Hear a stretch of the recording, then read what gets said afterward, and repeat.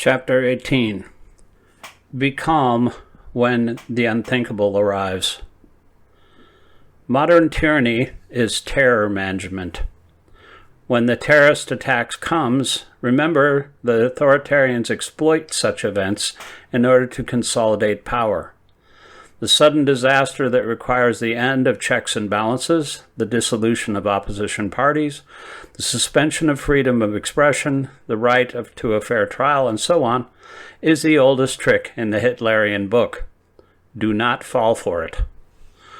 The Reichstag fire was the moment when Hitler's government, which came to power mainly through democratic means, became the menacingly permanent Nazi regime. It is the archetype of terror management.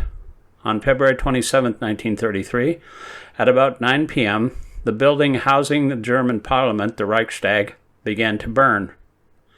Who set the fire that night in Berlin? We don't know, and it doesn't really matter. What matters is that this spectacular act of terror inflated the politics of emergency. Gazing with pleasure at the flames that night, Hitler said, quote, "This fire is just the beginning," end quote.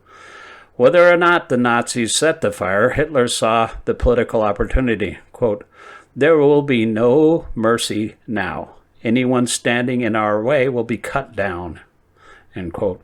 The next day, a decree suspended the basic rights of all German citizens, allowing them to be, quote, "preventively detained," end quote, by the police. On the strength of Hitler's claim that the fire was the work of Germany's enemies, the Nazi Party won a decisive victory in parliamentary elections on March 5th. The police and the Nazi paramilitaries began to round up members of left-wing political parties and place them in improvised concentration camps. On March 23rd, the new parliament passed an, quote, "enabling act," end quote, which allowed Hitler to rule by decree.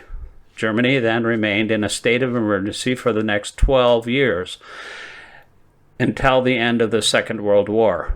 Hitler had used an act of terror, an event of limited inherent significance, to institute a regime of terror that killed millions of people and changed the world. The authoritarians of today are also terror managers, and if anything, they are rather more creative. Consider the Russian regime that backed an American candidate. Vladimir Putin not only came to power in an incident that strikingly resembled the Reichstag fire, he then used a series of terror tactics, real, questionable, and fake, to remove obstacles to total power in Russia and to assault democratic neighbors. When Putin was appointed prime minister by a failing Boris Yeltsin in August of 1999, he was an unknown with a nugatory approval rating.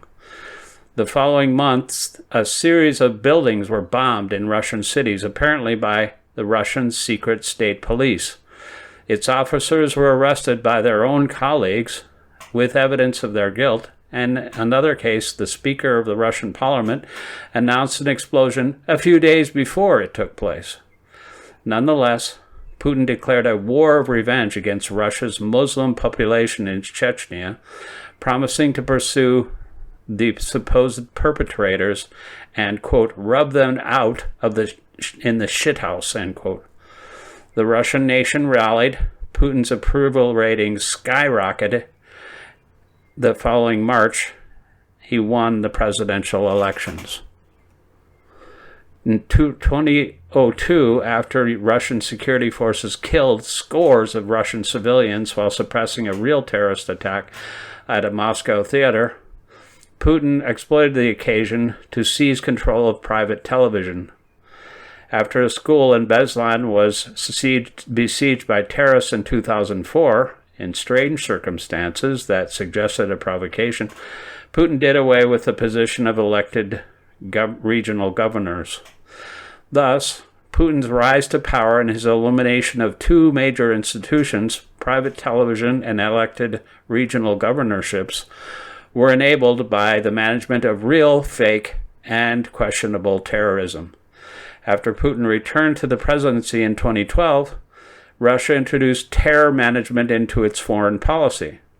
In its invasion of Ukraine in 2014, Russia transformed units of its own regular army into terrorist force, removing insignia from uniforms and denying all responsibility for the dreadful suffering they had inflicted. In the campaign for the Donbas region of southeastern Ukraine, Russia deployed Chechen irregulars and sent units of its regular army based in Muslim regions to join the invasion. Russia also tried but failed to hack the 2014 Ukrainian presidential election. In April 2015, Russian hackers took over the transmission of a French television station, pretended to be ISIS, and then broadcast material designed to terrorize France. Russia impersonated a cyber caliphate so that the French would fear terror more than they already did. The aim was presumably to drive voters to the far-right National Front, a party financially supported by Russia. After 130 people were killed and 368 injured in the terrorist attack on Paris in November of 2015, the founder of a think tank close to the Kremlin rejoiced that terrorism would drive Europe toward fascism and Russia. Both fake and real Islamic terrorism in Western Europe, in other words, were thought to be in the Russian interest. In early 2016, Russia manufactured a moment of fake terror in Germany. While bombing Syrian civilians and thus driving Muslim refugees to Europe, Russia exploited a family drama to instruct Germans that Muslims were rapists of children. The aim, again, seems to have been to destabilize a democratic system and promote parties of the extreme right.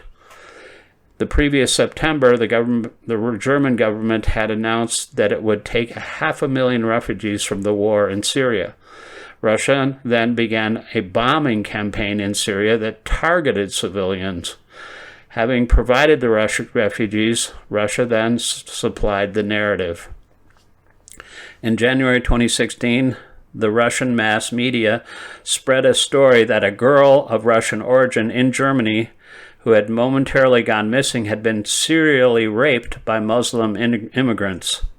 With suspicious alacrity, right-wing organizations in Germany organized protests against the government. When the local police informed the population that no such rape had taken place, Russian media accused them of a cover-up. Even Russian diplomats joined the spectacle. After 2016, the United States became a country of staged crises, such as supposed refugee, quote, invasions, end quote. A real plague that killed became an opportunity for those who opposed health measures to, quote, liberate, end quote, their states. A real murder of an African American became an imagined wave of violence against the suburbs. A secure election became the occasion for a big lie about its results. This took the form of the, quote, stab in the back, end quote, a betrayal by internal enemies, the founding myth of the Nazis. For tyrants, the lesson of the Reichstag fire is that one moment of shock enables an eternity of submission.